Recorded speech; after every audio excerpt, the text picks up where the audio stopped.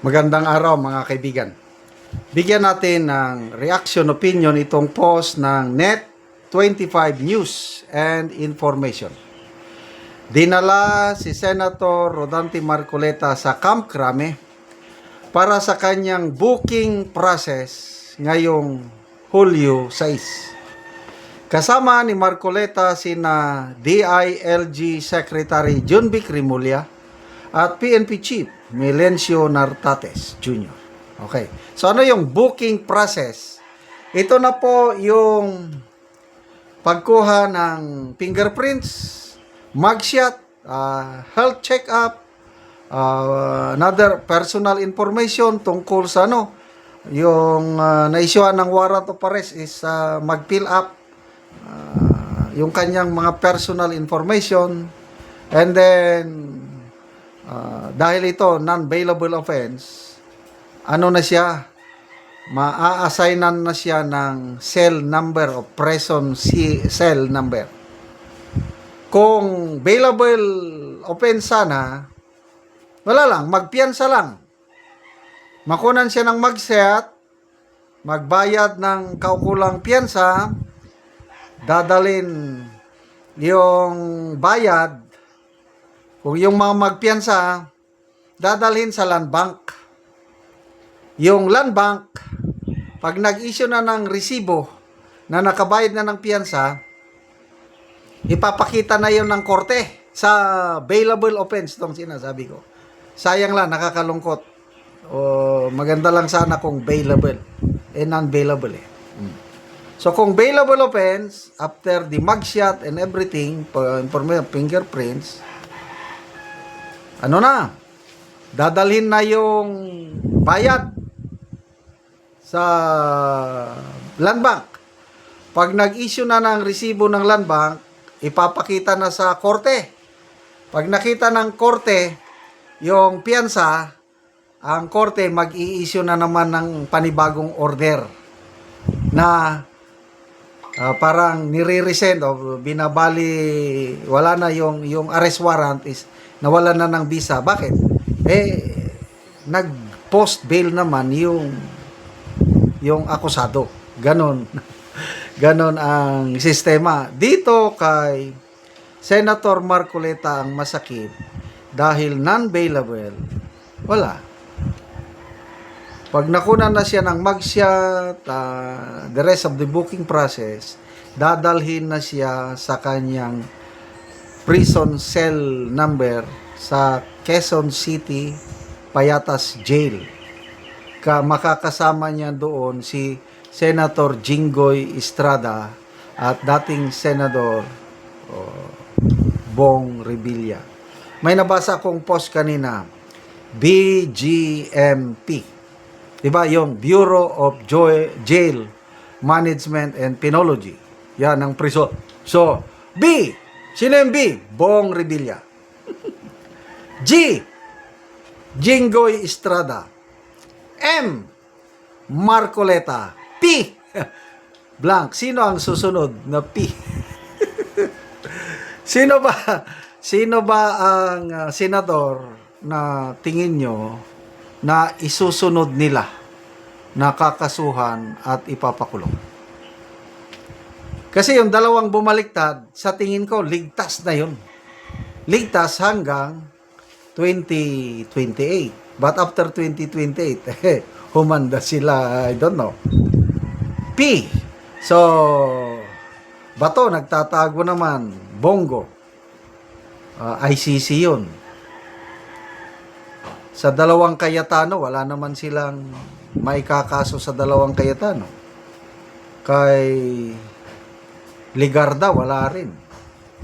Dito sa magkapatid na Villar, lalo na si Mark Villar, baka yan ang isusunod. So, Villar P. So, malayo, BGMP.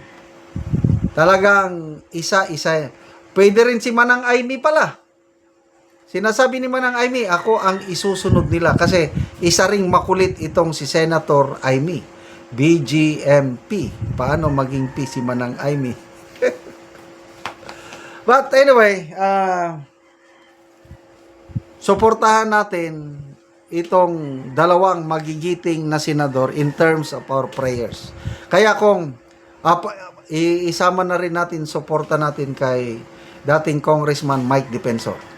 Kasi kasama na rin siya na makukulong. On the way na siya kanina mag-surrender sa korte.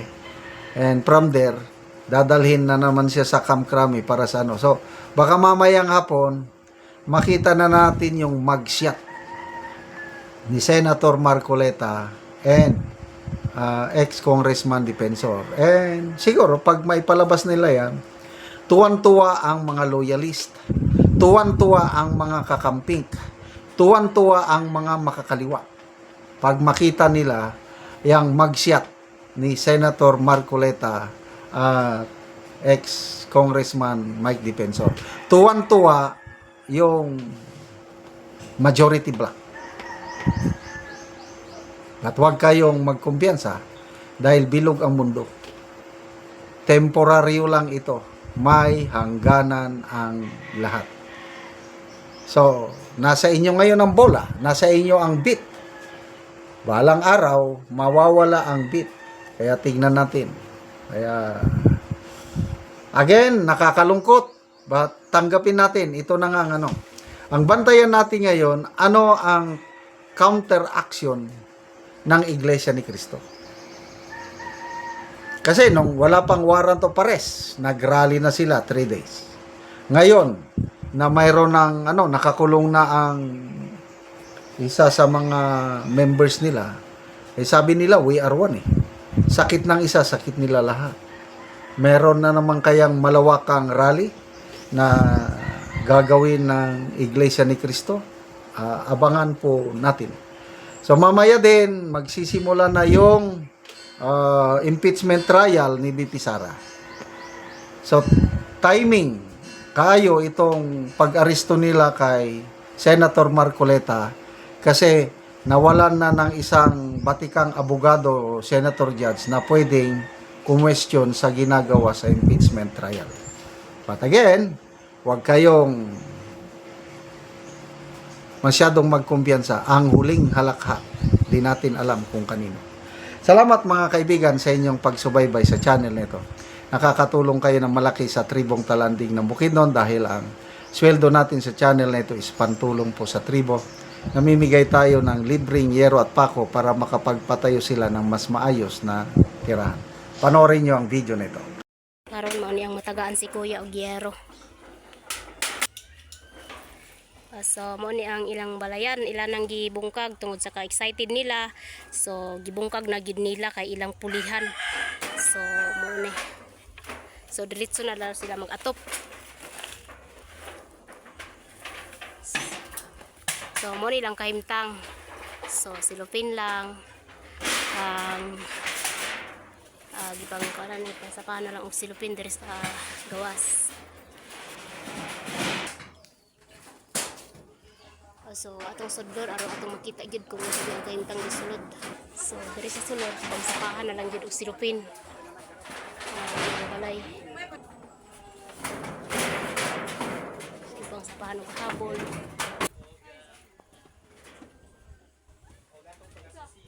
So mo nga ilang gibungkag na sa ilan ang pulihan ang ilang abuhan ang ilang balay.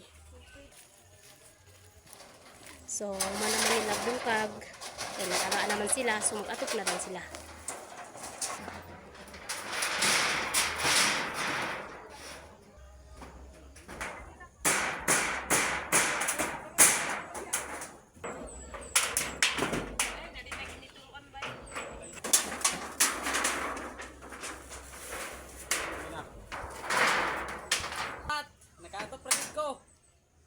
So, nauman na gidog atop, so nindot na kayo. So, kita na nimo nga nahuman o atop na gyud. Salamat sa Ginoo nga nakaatop ra gid mi. Wala gid na dugay nga naipanalangin nga niabot. Oo, so atol pagid sa Pasko, Merry Christmas, Naatol pa gid sa kinaskuhan. Pasko, Merry Christmas. Salamat kaayo kay nakaatop ra gid mi bago.